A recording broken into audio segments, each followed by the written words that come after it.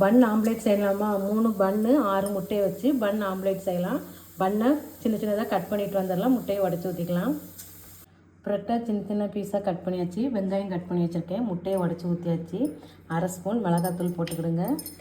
1/4 spoon மஞ்சத்தூள், 1 spoon chicken masala, தேவையான அளவு உப்பு, கட் பண்ண வெங்காயம் போட்டு கலக்கிக்கிடலாம்.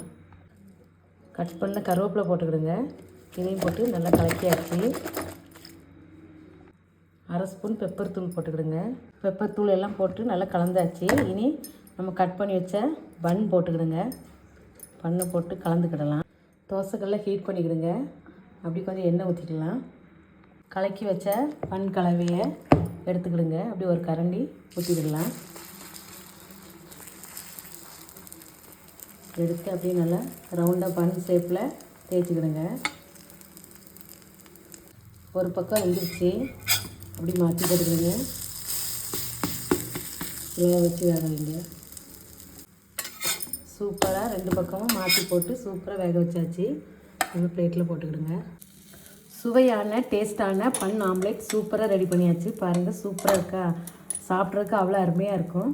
இது வந்து 10 நிமிஷத்தில் ஸ்நாக்ஸாவோ இல்லை டிஃபனாவோ செஞ்சு சாப்பிட்டுக்கிடுங்க. இந்த வீடியோ பிடிச்சிருந்தால் லைக் பண்ணுங்கள், ஷேர் பண்ணுங்கள், சப்ஸ்கிரைப் பண்ணுங்கள்.